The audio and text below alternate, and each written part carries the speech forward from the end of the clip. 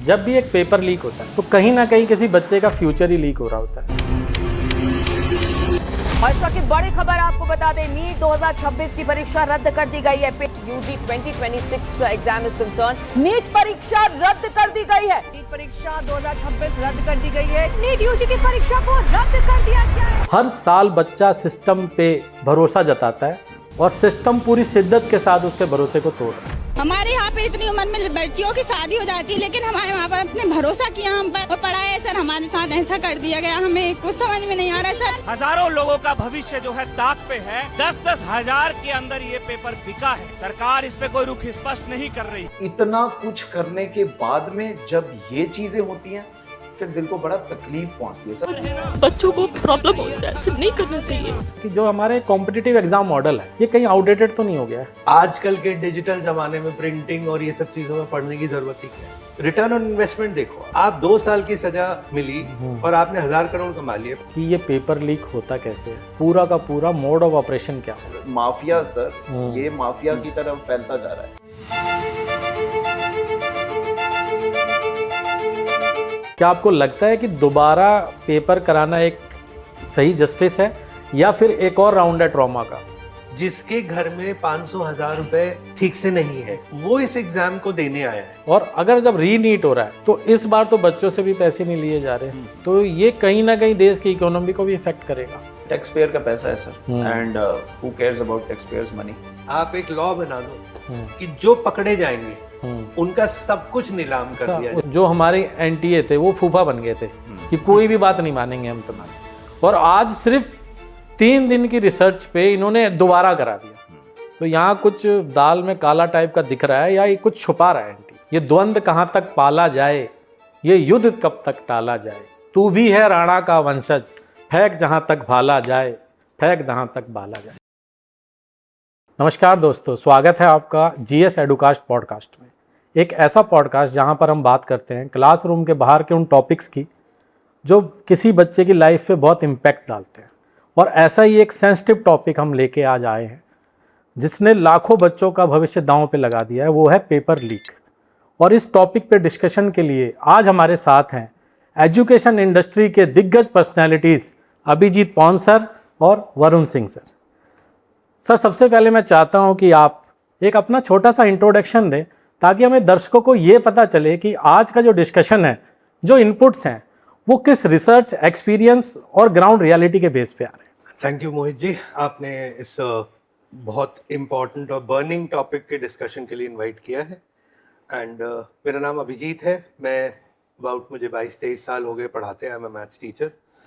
And जो मेरी पूरी जर्नी है, उस पूरी जर्नी में मैंने ये सब चीज़ें बहुत बार होते हुए देखी हैं एंड बहुत स्टूडेंट्स को सफ़र करते देखा है। बहुत सारी चीज़ें जो ओवरनाइट चेंज हो जाती हैं इन एग्ज़ाम्स में, इस तरीके की कोई डिस्क्रिपेंसीज होती हैं इसकी वजह से। उससे रिलेटेड जो भी इश्यूज़ हैं वो बहुत बार एक्सपीरियंस किया है, तो उसके बारे में हम बात कर सकते हैं आज। वरुण सर। या so thank you so much sir for calling us out. And मेरा नाम वरुण सिंह है और पिछले 10 से 12 वर्षों से मैं फिजिक्स पढ़ा रहा हूँ बच्चों को। एंड उनका जो जितना भी अप्स एंड डाउन्स है वो सब फर्स्ट हैंड एक्सपीरियंस किया है। क्लासरूम के बाद में, एग्जामिनेशन से पहले, एग्जामिनेशन के बाद में क्या क्या ग्राउंड रियलिटीज़ हैं, एकदम ग्राउंड जीरो पे जो रियलिटीज़ फेस करता है बच्चा, we have gone through that. And आज इसी बारे में डिस्कशन भी होगी। तो वरुण सर, पहला क्वेश्चन मेरा आपसे ही है। जब भी एक पेपर लीक होता है तो कहीं ना कहीं किसी बच्चे का फ्यूचर ही लीक हो रहा होता है। हर साल बच्चा सिस्टम पे भरोसा जताता है और सिस्टम पूरी शिद्दत के साथ उसके भरोसे को तोड़ रहा है। तो आप क्या कहना चाहते हैं सर इस पे? सर, ये बात आपकी बिल्कुल सही है कि कभी भी पेपर लीक नहीं है, सिर्फ वो ट्रस्ट का लीक है। सिस्टम के ऊपर उसने बहुत ज्यादा ट्रस्ट जताया और अपनी मेरिट को प्रूव करने के लिए बच्चा आ रहा है। yes. अपने घर से दूर जा रहा है, अपने पेरेंट्स से दूर जा रहा है, yes. अपनी सोशल लाइफ को सेक्रीफाइस कर रहा है।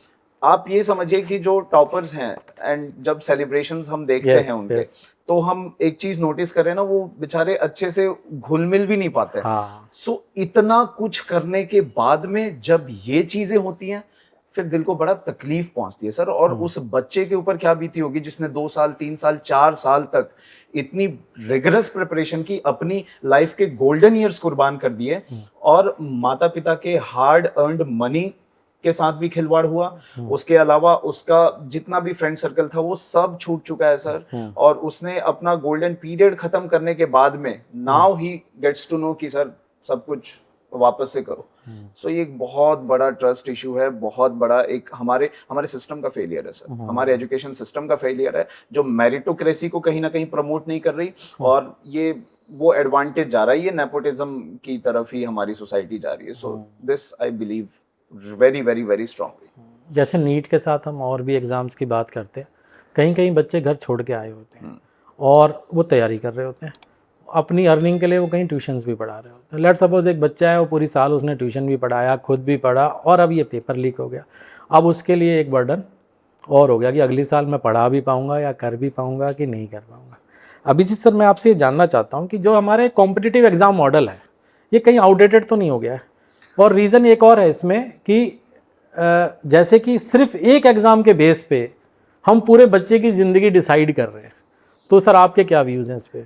एक्चुअली देखिए, आउटडेटेड तो ये है ही, क्योंकि देखिए अब मॉडल चेंज हो चुका है। अब आप एक तरफ तो बात करते हो कि ये मिलेनियल है, ये जेनजी हैं, ये ऐसे हैं, ये वैसे हैं, बट एज अ सिस्टम आपने क्या प्रोग्रेस किया? सिस्टम तो आप अभी भी वही चला रहे हो, वही ऑफलाइन पेपर लेके बैठ रहे हो, जिसको आप कहीं प्रिंट कराते हो, कहीं आप उसको प्रिपेयर करते हो, कहीं उसे प्रिंट कराते हो, कहीं उसको ट्रांसपोर्ट करते हो। और इन सब चीजों में लूप होल्स होना बहुत आसान है, क्योंकि ठीक है, जो शायद जो टीचर्स हैं जो पेपर बना रहे हैं, जो पेपर्स को सेटअप कर रहे हैं पूरे साल, मे बी उनकी इंटेग्रिटी पे हम क्वेश्चन मार्क नहीं लगा सकते, बट जो ग्राउंड पे काम कर रहा है, जो प्रिंटिंग हाउस में काम कर रहा है, जिसको उसके इमोशन के साथ उसकी मतलब जो उसकी इम्पोर्टेंस है उस पेपर की, उससे उसको कोई मतलब नहीं है, तो उसके लिए ये काम करना बहुत आसान हो जाता है। देखिए जनरली क्या होता है, हमेशा ये उठता है कि अब प्रिंटिंग हाउस से लीक हो गया, पेपर ही हो गया। आप ये आजकल के डिजिटल जमाने में प्रिंटिंग और ये सब चीजों में पढ़ने की जरूरत ही क्या है?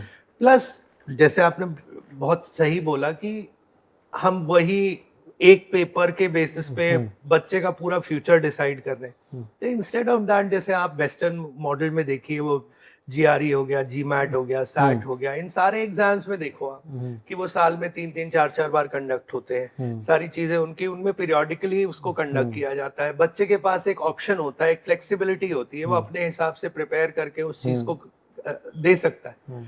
And then I mean it is very easy, अगर आप चाहो तो इसको फुल प्रूफ बनाया जा सकता है। कभी आपने कोई सैट या कोई जीआरई या कोई जीमैट एग्जाम, या फॉर दैट मैटर आप अपना आईआईटी जेईई का पेपर ही देख लो, हाँ उसमें भी है, आपने उसको डिजिटल कर दिया, पूरा उसको इलेक्ट्रॉनिक बना दिया, सब कुछ बना दिया, कोई प्रॉब्लम नहीं है, बहुत स्मूथली कंडक्ट हो रहा है। ठीक है, वो थोड़ा बहुत टेक्निकल माइनर इश्यूज होते हैं, कहीं कभी कुछ छोटी मोटी चीजें होती हैं, वो तो देखिए ग्लिचेस होना, 1% प्रॉब्लम होना is not a problem, but यहाँ तो आप मतलब 100% it is becoming a problem कि every time you are conducting the exam. अभी आप जो बोल रहे हो कि जून में हम दोबारा लेंगे एग्जाम, क्या गारंटी है जून वाले एग्जाम में कुछ नहीं होगा? यस। देखिए प्रॉब्लम क्या है समझिए, प्रॉब्लम सबसे बड़ी ग्रास रूट लेवल पे ये है कि I mean I would call it a fundamental problem कि आप पहले तो आप इतना स्कोप छोड़ रहे हो कि भाई इसमें गड़बड़ करी जा सकती है। हाँ, आपने ऑफलाइन पेपर कराना है, आपने उसको प्रिंट कराना है, आपने उसको आउटसोर्स करना है, आप तमाम एंट्री पॉइंट्स बना रहे हैं जहां पे कोई भी उसमें कोई भी घुस सकता है और उसको वहां से ब्रेक कर सकता है आपके सिस्टम को। ठीक है, दूसरी बात यह है कि I mean I was hearing a lot of discussions on the TV and उसमें मैंने यही सुना and I totally agree to that point कि व्हाट इज द मतलब जो आप ऐसे कह सकते हो कि पनिशमेंट क्या है इसकी? yes. क्योंकि देखिए क्या होता है, अगर मान लीजिए आज मैं ये काम करने जा रहा हूं, सबसे पहले मैं यही तो वे करूंगा ना कि इसके डाउन साइड क्या है। आप कोई भी काम करते हो तो आप सबसे पहले यही वे करते हो इसके डाउन साइड्स क्या है। अब डाउन साइड्स क्या है? कुछ नहीं होगा, 2-4-5 दिन मीडिया में ये वो, आज जैसे हम पॉडकास्ट कर रहे हैं, हम ये चीजें कर रहे हैं, ये चीजें होंगी, 2-4-5-7 दिन ये सब होगा, कुछ इंक्वायरी होगी, कुछ इस तरीके की बेसिक फॉर्मेलिटीज सारी होंगी, उसके बाद ये चीजें शांत हो जाएगी। फिर स्टैंड अप कॉमेडियन आएंगे, ये हाँ, कुछ बोल फिर देंगे उसके तो बाद मीडिया वो उनके बोल पीछे देंगे, चलेगी। फिर मीम्स बन जाएंगे और ये सारा होके ये मामला 10-15 दिन में खत्म हो जाएगा।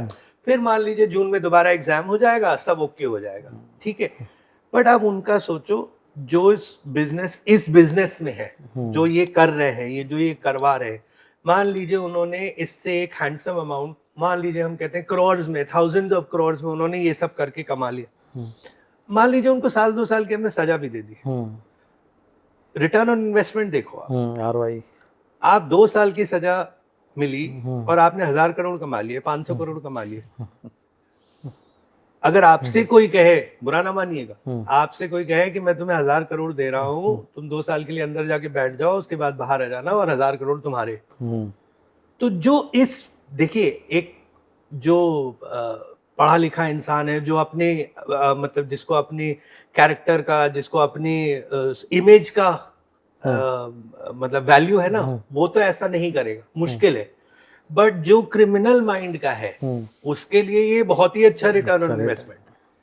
तो इस वजह से ना ये सारी बहुत सारी प्रॉब्लम्स है इसमें। इट इज नॉट जस्ट कि एक पेपर लीक है, ये एक आप इसे आप मतलब सोशल प्रॉब्लम कह सकते हो कि जो लोग इसमें इन्वॉल्व हैं उनका मोटिवेशन कितना है, और उनको डर कितना है।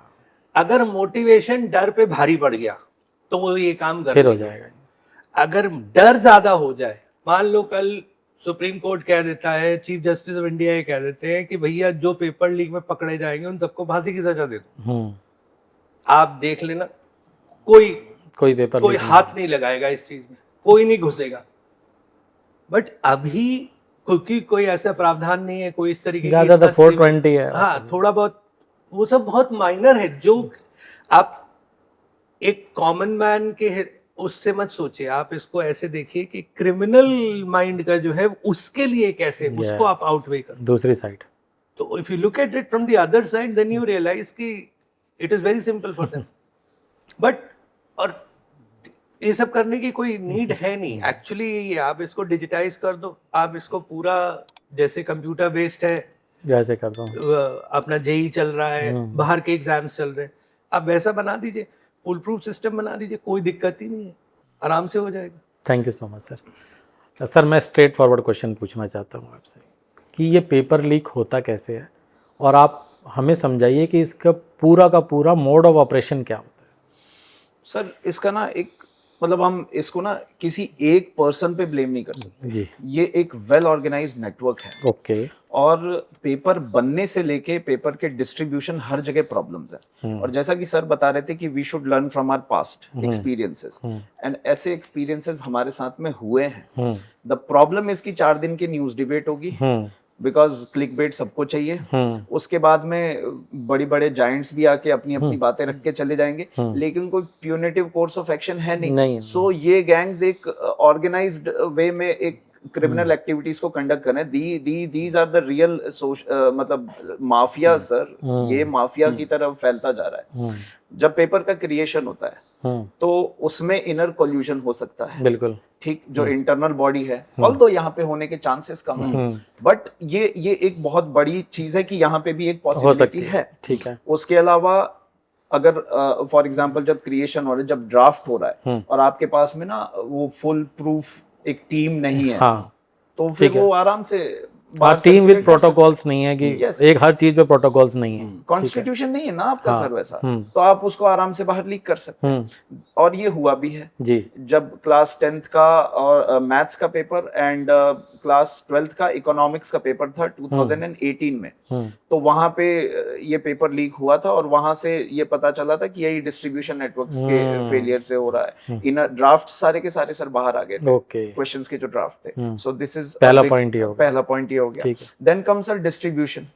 डिस्ट्रीब्यूशन में सिक्योर्ड लॉक्ड वॉल्ट्स में ये जाते हैं। ठीक है। अब अगर ट्रांसपोर्टेशन की प्रॉब्लम है, हैंडलिंग प्रॉब्लम है, आपके साथ में जो वेटेड स्टाफ नहीं है ना, और आप टेम्पररी स्टाफ रखते हैं सर ये लोग। तो एनटीए ने बोला कि हमने तो जीपीएस लगा रखा है। जी सर, सिर्फ जीपीएस से नहीं होता ना। आप जीपीएस ठीक है, जीपीएस के थ्रू आप ट्रैक कर रहे हैं उसके मूवमेंट को, but are you really going for the real time मान लो किसी ने खोला, अंदर घुसा, वो जीपीएस चल रहा है, वो भी अंदर चल रहा है, उतर के निकल गया, आराम से उस पे निकल कोई सकता है जीपीएस सर। नहीं। और पहले क्या होता था ना सर, ये चीजें लोकलाइज्ड होती थी। अब आपके पास में व्हाट्सएप है, टेलीग्राम है, टेलीग्राम तो सिक्योर भी है सर। सिक्योर भी है। तो आप इस चीज को कैसे प्रिवेंट कर सकते हैं? और ये अब नेशनल इशू बन चुका है। यस, एक सेकंड में ये पेपर कहाँ कहाँ पहुंच रहा है। जैसा कि सर 1000 करोड़ का आंकड़ा बता रहे थे, वो आंकड़ा गलत नहीं है सर। आप सिंपल मैथमेटिक्स है सर, सिंपली मल्टीप्लाई कीजिए। 5 लाख 10 लाख भी अगर आप एक पेपर की बात करते हैं, नंबर ऑफ स्टूडेंट्स को मल्टीप्लाई कर दीजिए, क्योंकि अब ये लोकलाइज तो है ही नहीं। Now it is going national sir. तो ये सबसे बड़ा इशू है कि आप इसको एआई बेस्ड क्यों नहीं कर रहे। जब आपके पास में एआई मॉनिटरिंग सिस्टम है, आप सर्वेलेंस सिस्टम्स को देखिए ना सर, एयरपोर्ट के कितने एडवांस्ड हैं। Are they not? They are very much. Yes. So क्या हम उन चीजों को यहाँ पे इनकलकेट नहीं कर सकते? और हमारे पास में एक रूढ़िवादी सिस्टम चला आ रहा है, एक ऑर्थोडॉक्स सिस्टम पे हम लोग वर्क कर रहे हैं, and it has been there since like 40-50 years. Can't we change this? We can, of course, this is the demand of the time. Yes. Sir ये तो समय की एक डिमांड ही है। और मॉडस ऑपरेंडी इनका इतना खतरनाक है कि they are going for VIP batches. Yes, ठीक है। उसके अलावा दे आर गोइंग फॉर इसके अलावा एक चीज और कर रहे हैं सर ये लोग, कि जैसे ही पेपर इनके पास में आया, इमेजेस आई, तुरंत सर्कुलेशन है, और उसके बाद में पैसा पहले आ चुका है, और उसके बाद में ये चीज पहुंच गई। फर्स्ट कम फर्स्ट सर्व यहाँ पे भी चल रहा है, एडवांस आ गया पहले। ये बहुत डेंजरस सिचुएशन है। और इनके अगर प्यूनिटिव एक्शंस इन पे नहीं हुए, we are going to see many more cases. Vyapam scam को उठा के देख लीजिए सर, वहां पे तो इम्पर्सोनेशन था, सॉल्वर गैंग्स थे, ठीक है। आप मतलब ऐसी चीजें सामने आई कि जिसमें बच्चों के फ्यूचर के साथ बहुत बड़ा खिलवाड़ था। अब बिहार का सीटेट एग्जाम का आप देख लीजिए, हर साल होता है सर, बिहार में तो हर साल होता है, ठीक है। Almost every year it is there कि पेपर लीक हो रहा है किसी ना किसी तरीके से। ये प्रॉब्लम सिर्फ नीट की थोड़ी है, ये पूरे एजुकेशन सिस्टम का फेलियर है। मॉडस ऑपरेंडी बहुत खतरनाक है इनका। अभिजीत सर, जैसे एनटीए का पेपर लीक हुआ नीट का, उन्होंने एक बहुत अच्छा सा सॉल्यूशन दे दिया कि दोबारा करा दो। क्या आपको लगता है कि दोबारा पेपर कराना एक सही जस्टिस है, या फिर एक और राउंड है ट्रॉमा का? सर मैं आपको ना एक छोटा सा डेटा पॉइंट बताता हूँ जी। ये जो 22-23 लाख बच्चे एग्जाम देते हैं ना, इसमें ना मिनिमम आप ये मान के चलो, जो मेरी रीडिंग है, जो मैंने डेटा रीड किया है, उसके हिसाब से कहते हैं 30%, पर मैं 30 भी नहीं बोल रहा, मैं कह रहा हूँ सिर्फ 10% उन लोगों का सोचो जिनके लिए सिर्फ इस एग्जाम को देने आना हैज बीन अ चैलेंज। बिल्कुल सही बात। जिसके घर में 500,000 रुपए ठीक से नहीं है, वो इस एग्जाम को देने आया है। मान लो उसका सेंटर कहीं पड़ा है, उनके घर में मान लो उसके पिताजी दिहाड़ी मजदूर है, कुछ इस तरीके के ऐसे भी बच्चे हैं, बिल्कुल ग्राउंड रियलिटी भी है, ग्राउंड रियलिटी है, जो इस तरीके के एग्जाम देते हैं।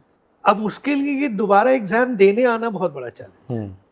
मान लीजिए मैं कहता हूं कि 10% ऐसे बच्चे हैं, 23 लाख में 2 लाख मान लो, अगर उस 2 लाख में 1 लाख लोग एग्जाम देने ही नहीं आ पाए दोबारा, या फॉर एनी अदर रीजन नहीं आ पाए, उसके लिए कौन रिस्पॉन्सिबल? यस। तो री एग्जाम ठीक है, आपके पास कोई और सोल्यूशन है भी नहीं प्रैक्टिकली, बट पॉइंट तो फिर यही है ना कि री एग्जाम की नौबत ही क्यों आ रही है? क्योंकि री exam in totality it is not a solution, because आप अब इसके इमोशनल एस्पेक्ट्स को सोचो। आप एक स्टूडेंट को अगर आप बोलते हो कि तुमने पूरी जान लगा के एक टेस्ट दिया था, 30 दिन बाद फिर से वही टेस्ट दे जाके, you can not expect the same performance. क्योंकि आप साइकोलॉजी समझते हो स्टूडेंट्स की, आप बहुत काम किया आप लोगों ने। वी हैव वर्कड, हम इतने साल से देख रहे हैं कि बच्चे का आजकल बच्चे का अटेंशन कितने दिन तक, कितने टाइम तक एक पर्टिकुलर टॉपिक पे, एक पर्टिकुलर चीज पे फोकस रहेगा, वो कहना बहुत मुश्किल हो गया है। हमने कोविड के टाइम पे देखा है, जब वो मार्च से हमारा जेई का एग्जाम अक्टूबर तक पहुंच गया था, बच्चे मतलब they were on the verge of failure, मतलब टोटल मेंटल फेलियर हो, एक खत्म चीज हो गई थी कि भाई ये नहीं हो पाएगा, अब नहीं कर पाएंगे और नहीं वेट कर पा रहे हैं। अब या तो पढ़ाई छोड़ देते हैं, जब एग्जाम की डेट आ जाएगी तब फिर से किताब खोल के देख लेंगे, जो आएगा आएगा, नहीं आएगा नहीं आएगा। तो आजकल ना ये चीजें ना एक्सेप्टेबल है नहीं। देखिए पहले क्या होता था, आप इसको 20, 30, 40 साल पहले ले जाओ, अगर मान लीजिए ऐसा कुछ होता ना तो 1 महीना ना तब उतना बड़ा टाइम स्पैन नहीं होता था। आजकल 1 महीना ना बहुत बड़ा टाइम, डाइवर्जन भी बहुत है, क्योंकि डाइवर्जन इतने हैं, इतना डेटा हमारे आंखों के सामने फ्लो कर रहा है ना। आप सोच के देखो, 30 साल पहले आपको पूरे दिन में एक शायद आधे घंटे की एक न्यूज देखने को मिलती, मात्र एक आधे घंटे की न्यूज मिलती थी, जिसमें एक एक टॉपिक के बारे में वो 1 से 2 मिनट बात बता देते। आपको 24 घंटे में एक न्यूज़पेपर आप उठा के पढ़ लो और एक न्यूज देख लो दिन भर में, यानी आपके पास जो इनपुट ऑफ डेटा है was hardly 10 to 15, 20 minutes a day. ठीक है। Now it is 24/7 Yes. and from multiple sources. बिल्कुल। और जो मल्टीपल सोर्सेज हैं वो भी आपको मल्टीपल टाइप की इंफॉर्मेशन दे रहे हैं। तो इस जमाने में ना ये पॉसिबल नहीं है कि आप 1 महीने का टाइम स्पैन ले लो और बोलो कि भाई आप इमोशनली उतने ही स्टेबल रहोगे, जो अच्छा करके आया वो अगली बार भी अच्छा करके आएगा, जो खराब करके आया था वो अगली बार अच्छा करके आएगा, कुछ भी पॉसिबल है। अब आप सोचो एक बच्चे ने बहुत अच्छे से तैयारी करी है, वो एग्जाम देने गया और मान लो उसको कुछ नहीं आया एग्जाम में, मतलब जितनी उसकी एक्सपेक्टेशन, ठीक है, उसका तो कॉन्फिडेंस खत्म हो गया। अब आप ये सोच रहे हो कि वो 30 दिन में दोबारा से एग्जाम देने जाएगा तो उसको कॉन्फिडेंस होगा? उसको कोई कॉन्फिडेंस नहीं होगा, वो देगा भी नहीं मेरे से, वो हार्डली होगा, और कहीं तो ऐसे ही होंगे वो देंगे नहीं, वो समझ गए भैया मेरे से नहीं होगा। तो ये ना, ये कोई सल्यूशन नहीं है, ये बस खाना पूरी है। हाँ ठीक है भाई, आपने एक एग्जाम कंडक्ट किया था, हमारा एग्जाम हम सही से कंडक्ट नहीं कर पाए, हम दोबारा से कंडक्ट कर देंगे, but that is certainly not a solution. आपकी ये बात ना ग्राउंड रियलिटी की हमने महसूस की थी, क्योंकि हम टेस्ट सेंटर पे गए थे, तो सुबह 9 बजे एक पेरेंट और उनकी बेटी आई हुई थी, तो हमने पूछा सर एग्ज़ाम तो 2 बजे से आप 9 बजे आ गए, तो उन्होंने बोला कि हम रात भर स्टेशन पे सोए थे, हम रात को ही आ गए थे, और वो दिहाड़ी मजदूरी थे। तो अब अगली बार वो उसी इतना बड़ा ट्रॉमा है कि पूरी रात सो नहीं पाए, अगली बार वो कैसे हिम्मत भी करेंगे कि वहाँ आ जाएं। बिल्कुल सर, मैं एग्री करता हूँ आपकी बात से। वरुण सर, अब थोड़े फाइनेंशियल एस्पेक्ट्स पे आते हैं। इस पे नीट कंडक्ट करने में लगभग कितना खर्चा हो जाता है, और अगर जब री नीट हो रहा है तो इस बार तो बच्चों से भी पैसे नहीं लिए जा रहे, तो ये कहीं ना कहीं देश की इकोनॉमी को भी इफेक्ट करेगा। तो आपका क्या विचार है सर इस पे? टैक्स पेयर का पैसा है sir, and who cares about tax payers money, right? अभी तो ये सिचुएशन है हमारी सोसाइटी की एंड हमारी गवर्नमेंट की, and I will speak very blatantly, और मैं आपको सिंपल इकोनॉमिक्स के टर्म्स में थोड़ा सा अगर ये बताऊं, अभी थोड़ी देर पहले आप कह रहे थे अबाउट पेरेंट जो कि रात भर स्टेशन पे सोए थे। Sir there are hundreds, sorry I am sorry to say there are thousands and lakhs, nobody cares about them sir, right? And वो पेरेंट ने क्या ट्रॉमा झेला है, बच्चे की छोड़िए, पेरेंट की सोचिए सर। उसने कहीं ना कहीं उसके लिए 500 रुपया भारी है ना, तो 4,000 रुपए का 4,500, 10,000, 12,000, 20,000 तक के उसने ऑनलाइन बैचेस लिए होंगे, या फिर ऑफलाइन में 1.5 लाख रुपए दिए होंगे। वो पैसे का ट्रॉमा झेल के रात भर जगना कि हाँ मेरे बच्चे का ना पेपर अच्छा हो जाए, और पेपर एक बार अच्छा हो गया ना तो उसके बाद में ये पूरे परिवार को खींच ले जाएगा। बिल्कुल बिल्कुल, ये ट्रॉमा कोई नहीं सोचेगा सर। ये हमारे education ministry, they care nothing about them, they have zero respect, zero value for these people, right? अगर ये होता तो पिछले साल ही जब ये एलिगेशंस लग रहे थे तब आपने 24 में किया, 24 में तब आपने इस बार आपने बहुत जल्दी से रिएक्शन दिया। उस पे भी एक आता हूं सर मैं थोड़ी देर में। So now let's come to the economics sir, जो आपने सवाल पूछा मेरे से थोड़ा सा रहा नहीं गया, प्लीज तो मैं आते हैं चला गया, ठीक है। सो रियल टाइम इकोनॉमिक्स ये है सर कि 20 लाख से ज्यादा बच्चे हर साल एग्जाम दे रहे हैं। बिल्कुल। इन बच्चों को अगर आप देखोगे तो centres, thousands of centres provide करना है। बिल्कुल। पेपर प्रिंटिंग का कॉस्ट, बिल्कुल लॉजिस्टिक्स का बिल्कुल। कॉस्ट जो अभी हम लोग डिस्कस कर रहे थे, फिर उसके बाद में इन्विजिलेशन हाँ, सेंटर कंडक्शन का ठीक है, ठीक है। सो इट पूरा का पूरा ये हंड्रेड्स ऑफ करोड़ में जाता है। एंड अभी जब हमारे प्राइम मिनिस्टर प्रधान सेवक जी आके ये बात कहते हैं कि we should not purchase gold, we should not be travelling abroad, हमें ये चीज लिमिट करनी चाहिए। अब आप ये खर्चा भी तो देखेंगे, is it not an expense? It is an expense and it is tax payers money. ये हमारे टैक्स का पैसा है sir, and why should we not talk about it? और ये छोड़िए, चलिए नेशनल इकोनॉमिक्स की बात हटाते हैं, एक बार फैमिली इकोनॉमिक्स पे आते हैं सर। ठीक है, अब ये जो 1 महीने का समय स्पैन है ना, इसमें जो बच्चा बिहार से, ओडिशा से, नॉर्थ ईस्ट से, let's talk about north east guys, बिल्कुल बिल्कुल, ये लोग पहुंचे होंगे कोटा, ये लोग पहुंचे होंगे जहाँ कोचिंग ले रहे होंगे। exactly. बिल्कुल ठीक है, ये वापस से जाएंगे, वापस जाना पड़ेगा बिल्कुल। और ये जो लोकल अकोमोडेशन का हो गया, खाने का, रहने का, वो खर्चा दोबारा 1 महीने का बढ़ गया सर, ये ज्यादा बढ़ेगा बिकॉज सभी ना बहती गंगा में हाथ धो ले। ठीक, सो ये कॉस्ट स्काई रॉकेट हो गया, बिल्कुल मान गया। ये पूरा उसके पॉकेट पे जाएगा। और फिर आप ना सर नॉर्मल है, जैसे हम जेई में देखते हैं ना सर, नॉर्मलाइजेशन होता है स्कोर का, आप नॉर्मलाइजेशन स्कोर का कर सकते हो, मेंटल स्टेट का नहीं बिल्कुल कर सकते। बिल्कुल सही sir. How can you do that? And paper इस बार टफ बनाएंगे ये लोग, ठीक है, एक होता है ना एंग्री मोड में, वो आएगा सर, वो एक रिफ्लेक्स एक्शन है, वो दिख जाएगा। ठीक है, फिर उसके बाद में उस बच्चे का जो मतलब we cannot even imagine sir, financial burden बहुत ज्यादा है, बहुत ज्यादा कंट्री पे, फैमिली पे, ओवरऑल। अभिजीत सर, आप कुछ इस पे बोलेंगे? देखिए, बात वही है कि आप जो एलीट क्लास है उनको इन चीजों से फर्क नहीं पड़ता, जिनकी अफोर्डेबिलिटी है। मे बी उन्होंने शायद प्राइवेट के भी पैसे जोड़ रखे हैं, हाँ, कॉलेज के, वो सब जोड़ के बैठते हैं लोग, क्योंकि सीटें इतनी कम है, कंपटीशन इतना हाई है।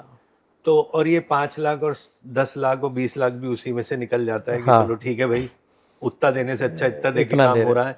ठीक है, तो बहुत सारी चीजें इन्वॉल्व है, बट ये बिल्कुल सही है कि ये मतलब डिजास्टर ही है। और इसमें ना एक्चुअली बस एक ही काम है। देखिए, मैं बच्चों से भी ये चीज कहता हूँ, मैं अपने आप पे भी ये चीज अप्लाई करता हूँ।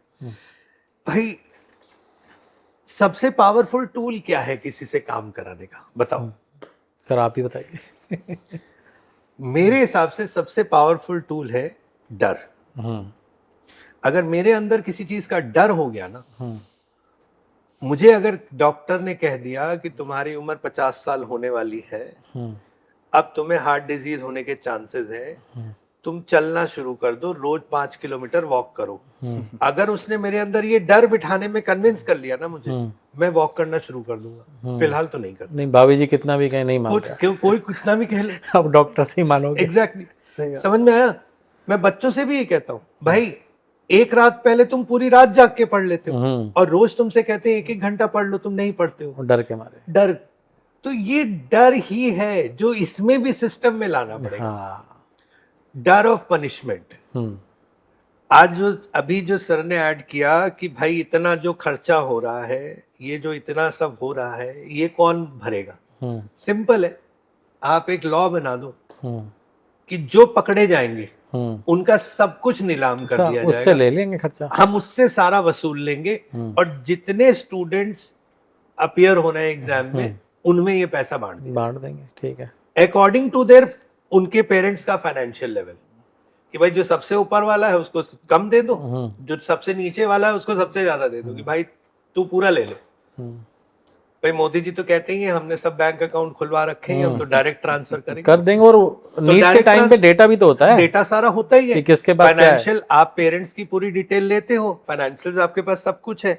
मान लीजिए आपको लग रहा है कि ये सबसे गरीब है, फाइनेंशियली ये सबसे नीचे है इसका, इस हायरार्की में, आप उसको सबसे ज्यादा उसका कंट्रीब्यूशन दो, पर इनका सब कुछ नीलाम ले लो, इनका सब कुछ नीलाम करो, इनको डालो जेल में, इनको उम्र कैद, फांसी, ऐसी प्रॉपर सजा दो, और इनके घर वालों को जिनको डायरेक्टली ब्लेम नहीं करना चाहिए, क्योंकि वो तो इन्वॉल्व नहीं है, बट क्योंकि वो बेनिफिशियरी तो होंगे ही। हाँ, कहीं ना कहीं वो फायदा उनको भी भाई हो रहा है। बेनिफिशियरी तो होंगे ही, उनको आप सड़क पे ला दो, हम्म, आप ये 2 काम कर दो। अगर ये 2 काम कर दिए ना, इसके बाद ये शायद 100% नहीं खत्म होगा, बट 90% खत्म होगा। आप बुलडोजर और रिवेंज हाँ, की तरफ जा रहे हो। हाँ जी, बिल्कुल। क्योंकि सर वही है, सारा खेल डर का ही है। आप डर सही बिठा दो, अगर डर सही जगह बैठ गया ना तो मोटिवेशन से भारी हो जाएगा। अभिजीत सर, मैं बिल्कुल, आपने बिल्कुल सही कहा। इस पॉइंट पे आज भी न्यूज़ पे कोई बात नहीं कर रहा। आज बात क्या कर रहे हैं कि एनटीए ने ये कर दिया, उसने ये कर दिया, कोचिंग वाले आगे शुरू हो गए। एक तो कोचिंग वाले कह रहे हैं कि मुझे 2 दिन पहले ही पता चल गया था। तो भाई साहब, आप तब कहाँ थे? सही बात। तब आप वेट कर रहे थे कि हमारे वाले के भी नंबर आए और हम देख लेते हैं, और आज हर जगह आप ही दिख रहे हो। मतलब सोते हुए भी आप न्यूज़ पे और जागते हुए भी। एक महान हस्ती ऐसी हैं जो पढ़ाते ही नहीं है, 10वीं तक पढ़ाते हैं, वो भी पूरा चिल्ला रहे हैं। तो मतलब मुद्दा बोलना है तो ये बोलो ना, न्यूज़ पे ये डर बोलो, ताकि समझ में आए कि अगर ना भी करने वाला और ऐसा पनिशमेंट आ सकता है, वो अपने आप बैकआउट हो जाएंगे। तो अभिजीत सर, मैं अब as a teacher point of view से आपसे बात करना चाहता हूँ कि मान लीजिए ये सब चल रहा है और आपके पास स्टूडेंट्स हैं, अब इसका पेपर लीक हो गया, तो इसका ज़्यादा नुकसान किसको होगा? टॉपर बच्चे को हो रहा है या एवरेज बच्चे को हो रहा है? सर नहीं बोल सकते। आप समझो ना, मैंने अभी थोड़ी देर पहले यही बात कही थी, वो जो मेंटल ट्रॉमा है ना, वो किसको कितना इफेक्ट करेगा ना, वो हम कोई स्केल नहीं है उसका जिस पे जज कर सकते। नहीं, पिछला कोई एक्सपीरियंस हो आपका, बच्चों को देखा हो आप? देखिए, जनरली आई मीन देखो, सेम परफॉर्मेंस तो नहीं हो। अब ये जरूर कह सकते हैं कि जो वेल प्रिपेयर्ड है, देखिए एक आप ये जस्टिफिकेशन दे सकते हो कि जो वेल प्रिपेयर्ड था एग्जाम के लिए, मान लीजिए किसी के 700 नंबर आ रहे थे, 650 आ रहे थे, ठीक है, तो ऐसा तो नहीं है कि 1 महीने में सब कुछ भूल जाएगा। हो सकता है एडवांटेज उसके पास रहेगा। हाँ, वो एडवांटेज, नेचुरल एडवांटेज उसके पास रहेगा। बट अब there is a second point कि अगर किसी का फर्स्ट एग्जाम खराब हो गया, बट उसको पेपर देख के एक आइडिया लग गया कि भाई कैसे क्वेश्चन आते हैं, और शायद मैंने इस तरीके से या इस चीज को इस तरीके से अप्रोच नहीं किया, और उसको 1 महीना मिल गया प्रिपेयर करने के लिए, तो उसको आपने एक एडवांटेज दे दिया। तो ये फेयर नहीं है। एक बच्चा उस पर्टिकुलर डेट पे जिस दिन आपको एग्जाम कंडक्ट करना था, उस दिन वो पूरी तरह से रेडी था, और एक बच्चा था जो 90% रेडी था, ठीक है। अब आपने उस 90% वाले को चांस दे दिया कि तू अपना 10% कवर कर ले, तो आपने अनफेयर कर दिया इस कॉम्पिटिशन को, राइट? यस। दूसरी चीज यही है कि जनरली हिस्ट्री में देखा गया है, 2017 में भी, उसके पहले भी देखा गया है कि जब भी ये री एग्जाम होते हैं, हम लोग साथ ही थे उस टाइम। हाँ जी, ये re exams are always very tough. उस समय टॉपर चेंज हो गए थे, हाँ, याद वो होगा। सब चेंज हो जाता है। क्यों चेंज होता है? उसका रीजन ये है, आपने पेपर, जिस पेपर के बेसिस पे आप लोगों को इवैल्यूएट करने वाले थे, आपने वो पेपर ही चेंज कर दिया। अब बाय नेचर आप इस चीज को आप ह्यूमन नेचर ही मान लो, अगर आपने पूरा काम अपना पूरी ऑनेस्टी से किया हो और मैं कहूँ ये सारा काम बेकार है, सब फेंक दो, इसको दोबारा करो तुम, तो आपके अंदर भी एक गुस्सा होगा, इरिटेशन होगा। वो इरिटेशन कहाँ निकलेगा? वो इरिटेशन निकलेगा उस पेपर पे। फिर जो लोग पेपर आज बना रहे हैं, वो जब कल बनाएंगे, तो कहीं ना कहीं उनका वो इरिटेशन, वो फ्रस्ट्रेशन, कि वो दोबारा से सारी मेहनत करनी पड़ेगी, और वो भी इतने कम टाइम में। पहले तो बहुत टाइम था, अब इतने कम, अब रिसर्च वर्क गया, खत्म हो गया। अब तो ये होगा कि कॉपी पेस्ट, कुछ भी कॉपी पेस्ट होगा, और उसमें होगा क्या कि जो पेपर का बैलेंस होता है कि भाई इसमें इतने इस लेवल के, इतने इस लेवल के, इतने इस लेवल के क्वेश्चन होने चाहिए, वो सारा बैलेंस और सारी चीजें खत्म हो जाएंगी। Now it will be like बस कुछ भी डाल दो, मैसअप, पूरा मैसअप होगा, कोई बैलेंस नहीं होगा, तो वो बात तो नहीं होगी। सर, मेरा एक और क्वेश्चन था इस पे कि आप दोनों इसी इंडस्ट्री से हो और बच्चों को हेल्प भी कर रहे हो, तो इस समय कोचिंग्स को क्या करना चाहिए? जेन्युइनली बताइए सर। देखिए, कोचिंग हो चाहे कोई भी हो, एक बेसिक इस 1 महीने के टाइम पे, हाँ, एक तो सबसे पहली बात है, बच्चों को, मतलब this is my message to all the students, जितने भी स्टूडेंट्स ये देखें वो इस बात को समझें कि आप पॉलिटिक्स, आप सोशल मीडिया, इन सब चीजों से अपने आप को 1 महीना कट ऑफ कर लो। और सीधा सिर्फ get back to the books, I know it is easier said than done, but please that is the best way forward कि आप एक महीना अपने आप को पूरी तरह से फोकस्ड कर लो, आउटसाइड वर्ल्ड से जितना अपने आप को डिस्कनेक्ट कर पाओ डिस्कनेक्ट कर लो, अपने आप को बिल्कुल फोकस्ड करके एक महीना फिर से तैयारी कर लो। मे बी अगर आप 90% पे थे शायद 95 पे पहुंच जाओ, जो 100% वाला है मे बी अपने आप को वो मेंटेन कर ले कि भाई ठीक है मैं एक महीने और रिवाइज कर लूंगा, मैं सारी चीजों पे ध्यान दूंगा। आप सिर्फ अपनी पढ़ाई पे और इस पे फोकस करो और अपने माइंडसेट को क्लियर रखो और किसी तरीके से अपने आप को इस चीज से आइसोलेट कर लो कि आप ये री एग्जाम दे रहे हो। You should think of it is that it's like pre board था वो। इट्स हाँ, जैसे प्री बोर्ड और बोर्ड होता है, जैसे हमारा JEE1 और JEE2 होता है, उसमें JEE1 में बहुत सारे बच्चे इस माइंडसेट से जाते हैं कि भाई चलो देख के आते हैं क्या हिसाब किताब है, उसके बाद अगले के लिए और सीरियसली प्रिपेयर करेंगे। तो आप इनको अगर इस चीज को पॉजिटिवली लिया तो डेफिनेटली आप अपने स्कोर्स को इम्प्रूव कर सकते हो और जिनके स्कोर्स अच्छे हैं वो अपने स्कोर्स को स्टेबल कर सकते हैं। अगर आप सोशल मीडिया, पॉलिटिक्स और इन सब चीजों में आप अपने आप को इन्वॉल्व करोगे तो उससे आपको मेंटल इतना अनरेस्ट होगा, इतना फ्रस्ट्रेशन होगा कि वो आपको कहीं से भी पॉजिटिव नहीं है आपके लिए। So for coachings and for students and in fact for parents also this is a very tough time कि भैया आप अपने घर पे भी ऐसा माहौल बना के रखिए कि चीजें पॉजिटिव रहे, सो दैट कहीं से भी इस चीज का डिप्रेशन या इस चीज का नेगेटिविटी हमको हार्म ना कर पाए। वरुण सर, मैं सर ने तो बताया एक तरह से सजेशन हो गई, मैं ये जानना चाहूँगा कि अगर आप किसी कोचिंग के ऑनर होते और इस समय ये चीज़ होती तो क्या आप अभी मीडिया में होते या बच्चों को इसको किस तरीके से दोबारा से री एनर्जी करना है उस पर वर्क करते? मेरा सबसे पहला फोकस होता एक ना 2 to 3 स्टेप प्रोग्राम मुझे day 1 पे बन जाना चाहिए जब मेरे पास में ये आ चुकी है न्यूज़ जी। क्योंकि मेरा कंसर्न सर सिंपल सी बात है, मुझे पैसा मिला है किस काम को करने के लिए, बच्चे का फ्यूचर बनाने के लिए। बिल्कुल ठीक है, तो मेरे लिए पहली प्रायोरिटी कौन है? मेरा बच्चा। मैं आंसरेबल किसके हूँ? उसके पेरेंट्स को। ठीक, तो सबसे पहले मेरे पास में ना 3 स्टेप प्रोग्राम होना चाहिए कि नंबर 1 मेरे बच्चे कैसे काउंसिल करके इस मेंटल ट्रॉमा से मैं बाहर निकाल के ले जाऊं और उनको 1 महीने के लिए मैं रेडी कर दूं। ठीक, दूसरा मेरे पास में होना चाहिए बच्चों का एक सैंपल मॉक टेस्ट सीरीज का प्रोग्राम। ठीक है, फॉर दिस 1 मंथ। भले ही मैं 7 दिन में एक टेस्ट कराऊं, भले ही मैं 6 दिन में एक टेस्ट कराऊं, it doesn't matter, I should have that plan. ठीक है, नंबर 3 मेरे पास में ये चीज रेडी होनी चाहिए कि मेरा जो बच्चा है उसका थॉरो रिवीजन चल रहा है और मैं इन्वॉल्व रहूं उसको गाइड करने के लिए, क्योंकि जैसा सर ने बताया it is very easy to get distracted nowadays, right? Now I have to hold the finger of the student and take him through this process, क्योंकि ये बहुत बहुत बहुत ऑर्डियल है। मेरी ये जिम्मेदारी, I am not answerable to the media, media trials अपनी जगह, मुझे जो सवाल उठाने हैं, मुझे जो क्वेश्चंस रेज करने हैं मैं करूंगा, but that is my second priority. First priority अभी 1 महीने में पहले ये कर लेते हैं, फिर हम आवाज उठाएंगे ना सर, सब चलते हैं ना साथ में दिल्ली में धरना देते हैं, क्या दिक्कत है? सिर्फ थाली बजाने से थोड़ी होगा, एक ना एक पॉइंट ऑफ टाइम पे जाके हमें ये बात करनी है, लेकिन वो करने का सही समय होता है। This is not the right time, this is the right time to focus on the students.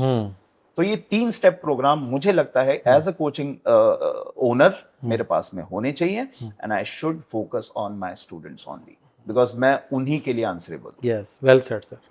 अभी हमने देखा भी था कि जैसे ही ये अनाउंसमेंट हुआ तो 2 चीज़ें सामने आई।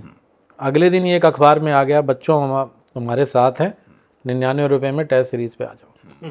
और दूसरा आ गया मीडिया में कि बच्चों बहुत बुरा हुआ, एनटीए ने ये कर दिया, एनटीए ने वो कर दिया। कम से कम हम आपके साथ हैं वर्ड, एटलीस्ट उन्होंने एक एक्शन प्लान तो दे दिया, बट उनका क्या करें जिन्होंने कोई एक्शन प्लान ना देके कि उसी में लगे रहे। तो मेरे हिसाब से बच्चों को सॉरी बोलने की बजाय आपको ये नहीं दिखाना है कि बच्चों की ज़िंदगी ख़त्म हो गई, हम तो यही दिखा रहे हैं ना कि भाई सॉरी बोल दिया बच्चों, ये तो गड़बड़ हो गई, कुछ नहीं हुआ गड़बड़।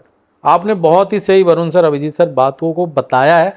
हमारी ये बातें जब बच्चों तक पहुँचेगी तो उनको एक्शन प्लान पे काम करना चाहिए, आइसोलेट हो गए जी। वरुण सर, मेरा डायरेक्ट क्वेश्चन आपसे एक और है कि 2024 में ये सब हुआ था और सुप्रीम कोर्ट तक मामला गया था, तब भी जो हमारे एनटीए थे वो फूफा बन गए थे कि कोई भी बात नहीं मानेंगे हम तुम्हारी, और आज सिर्फ 3 दिन की रिसर्च पे इन्होंने दोबारा करा दिया। तो यहाँ कुछ दाल में काला टाइप का दिख रहा है या ये कुछ छुपा रहा है एनटीए, आपको क्या लग रहा है? हाँ, कंसीलमेंट के देखिए, जब कुछ ऐसा होता है, जैसे कोई टेस्टिंग एजेंसी है, कोई भी गवर्नमेंट एजेंसी है, उसके साथ में प्रीवियस एक्सपीरियंस ऐसा रहा है, तो हमारा मेंटल स्टेट उस तरफ बिल्कुल नहीं माना था सर, वो बिल्कुल नहीं माना था, इतने धरने हुए थे। और यही वो मिनिस्टर साहब थे और इन्होंने बयान तक दिया था कि हम ऐसा कुछ नहीं करेंगे। ठीक है सर, ये बिल्कुल एकदम ना फिशी सा सिनेरियो था कि एक ही सेंटर से बहुत सारे टॉपर्स दिख रहे हैं आपको, है ना, और पेपर लीक की बातें सामने आ रही थी। उसके अलावा सुप्रीम कोर्ट में बहुत सारी PILs थी, बट स्टिल इन्होंने कोई एक्शन नहीं लिया। तो हमारा माइंड, और अभी 3 दिन 4 दिन के अंदर ही सर वो नॉर्मलाइजेशन स्कोर वाला 719 718 वो क्या था, ग्रेस मार्क, ग्रेस उस पे पूरी बसड़ हुई थी। पूरे के पूरा ब्लोटेड था सर वो, और इतना ज्यादा मार्क्स, मतलब पता नहीं, वो आउट ऑफ दिस वर्ल्ड था वो कुछ एक्सपीरियंस 2024 67 रैंक 1 Yes. मतलब एम्स में नहीं मिल रहा 720 लाख, कहाँ जाएगा बच्चा? इस सिनेरियो में सर मतलब हमारा दिमाग ऑफ कोर्स जाता ही है इस ओर। डाउटफुल तो है सर, बिल्कुल डाउटफुल है सर। और इसका ये क्या होता है ना सर, ट्रांसपेरेंसी ऑर्गेनाइजेशनल नहीं है। If there is some organisational transparency, मामला एकदम कट टू क्लियर रहता है। Not transparent agency, yes, oh non transparent agency कह सकते हैं आप, नॉन ट्रांसपेरेंट, एग्जैक्टली। और इसमें इनकी इतनी ज्यादा ओपेसिटी है सर, आपने इतने ज्यादा लूप होल्स छोड़ रखे हैं कि there is a next time हो जाएगा, अभी 1 महीने बाद हो सकता है, क्या कर लेंगे आप, है ना। सॉल्यूशन आपने री एग्जाम का इस बार दे दिया, पिछली बार क्यों नहीं दिया? री एग्जाम कराया ही नहीं आपने, इस बार दे दिया, चलिए ठीक है, ये गारंटी भी लिखित में दीजिए ना कि इस बार नहीं होगा, इस 1 महीने बाद में जो होने वाला है उस तरफ नहीं होगा। और आप क्या छुपाना चाह रहे हैं सर? ऑनगोइंग इन्वेस्टिगेशन है, आप क्या छुपाना चाह रहे हैं? ऑनगोइंग इन्वेस्टिगेशन के बीच में आपने बात बोल दी। अभी तो अगर हम एविडेंस के बात पे बेसिस पे बात करें तो अभी तो ये चीजें आई ही नहीं है, CBI के पास ही नहीं है।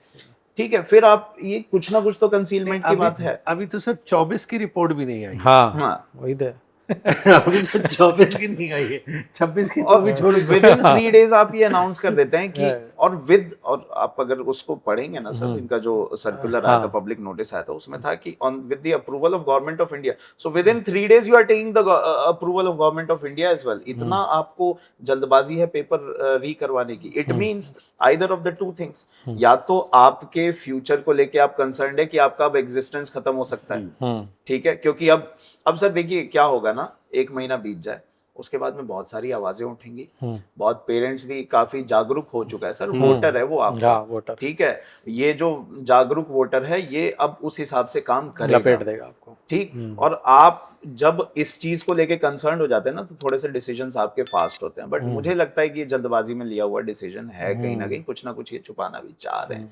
वो आगे आने वाले समय में धीरे धीरे हमको पता चलेगा, कुछ तो फिशी है। हम न्यूज चैनल पे मैं देख रहा था, तो जो एनटीए की तरफ से आए थे बात करने, अभिषेक जी, वो कह रहे हैं मैंने तो अभी अप्रैल में ज्वाइन किया है। उनसे क्या पूछा? उन्होंने आते ही पल्ला झाड़ लिया ना। तो जो आए भी वो, इसका मतलब है जो पहले गायब हो गए या जिनकी जगह वो आए, तो गेम तो वही था, क्योंकि 1 महीने पहले से ही सारा कार्रवाई जम रही है।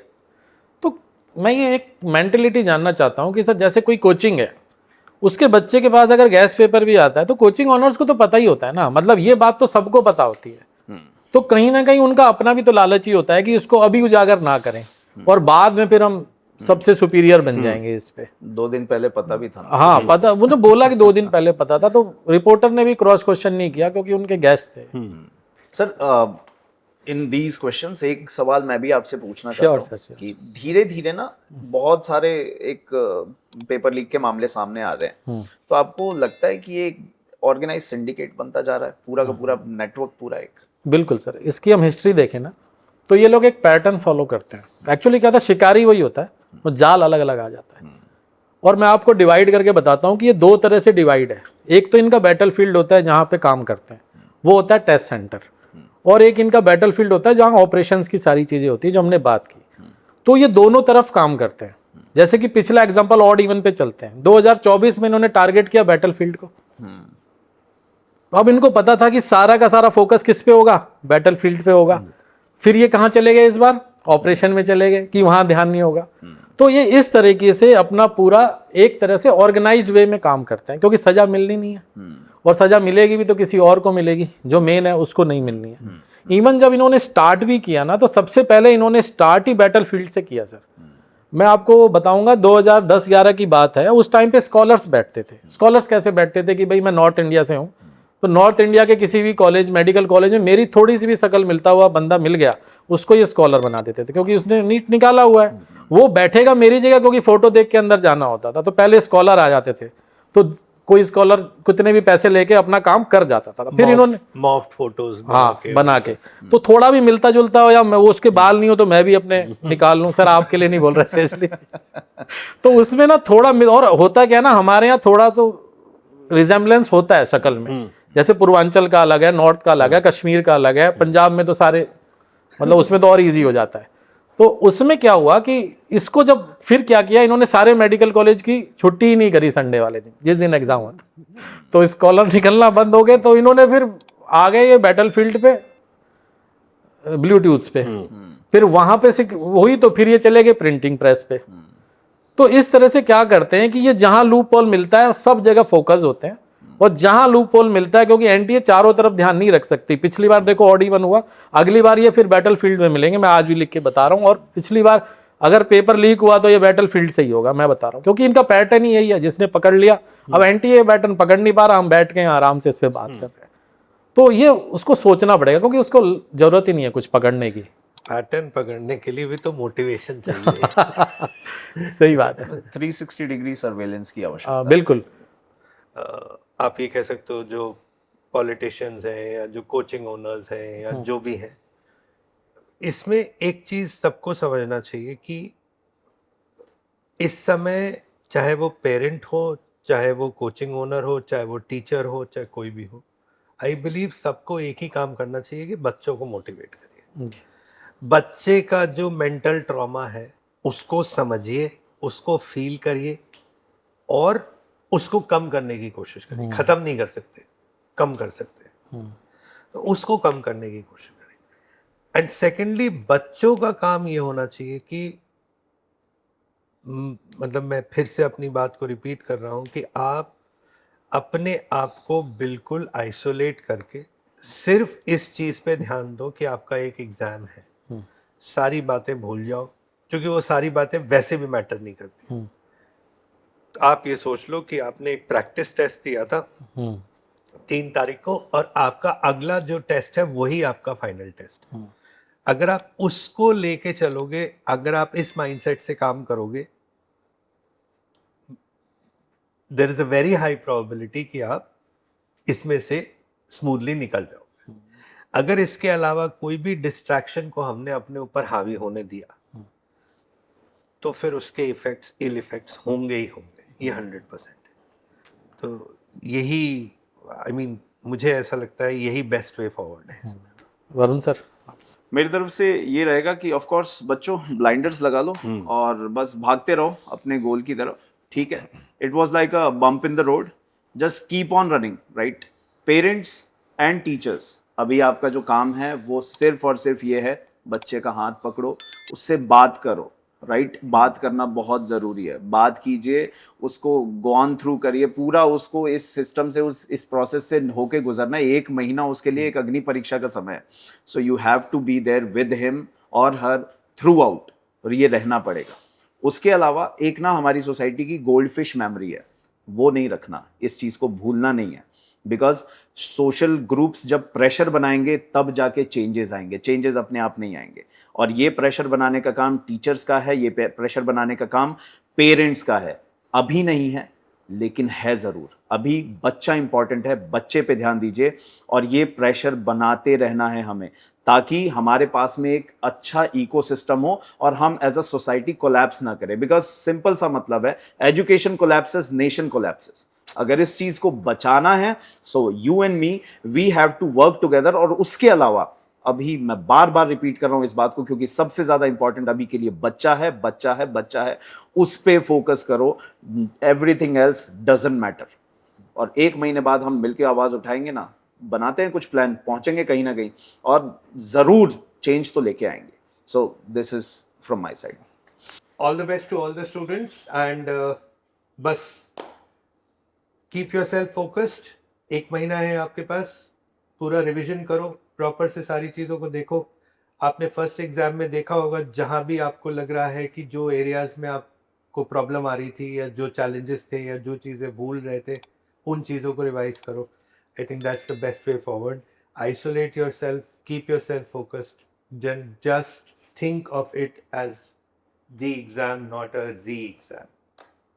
Varun sir, all the best my dear students. और मैं यही कहूँगा कि इसको एज प्री बोर्ड मान के चल लो, ठीक है। इस एग्जाम को देने में आपको ये पता चल गया होगा कि क्या क्या आपके वीक पॉइंट्स हैं, क्या क्या स्ट्रॉन्ग पॉइंट्स हैं। उस पर वर्क करो, ब्लाइंडर्स लगा लो, डिस्ट्रैक्शन फ्री रहो और खुद को भी मोटिवेट करते रहो, सबसे बात करते रहो and keep working hard towards your dreams. All the best. All the best students. और मैं एक आपको छोटा सा कविता ही सुना देता हूँ। ये द्वंद्व कहाँ तक पाला जाए, ये युद्ध कब तक टाला जाए। तू भी है राणा का वंशज, फेंक जहाँ तक भाला जाए, फेंक जहाँ तक भाला जाए। Best of luck. Thank you so much sir. आज के पूरे एपिसोड के डिस्कशन से एक बात तो साफ है कि अगर हम किसी चीज़ का डर नहीं बनाएंगे तो उस चीज़ को हमेशा हल्के में लिया जाएगा, और ये हो भी रहा है। 7-8 दिन न्यूज़ मीडिया में चलेगा, उसके बाद कोई किसी को पूछने वाला नहीं है। आज जिन मुद्दों पे यहाँ डिस्कशन हुआ है वो वाकई डिस्कशन बहुत ओपन माइंड से हुआ है। हमारा मकसद किसी को ब्लेम करना या किसी को उंगली उठाना नहीं है, सबको ये बताना है कि इसका इम्पैक्ट कैसा होता है। हमने बात की उस पेरेंट की जो पूरी रात जग के बच्चे को लेके आया, उसके बारे में किसने सोचा। तो अगर आपको ये डिस्कशन मीनिंगफुल लगा हो तो प्लीज़ इस वीडियो को शेयर करें, लाइक करें और हमारे चैनल को सब्सक्राइब करें। आगे ऐसे ही कुछ टॉपिक्स के साथ हम फिर से आएंगे, तब तक के लिए थैंक्स, बाय।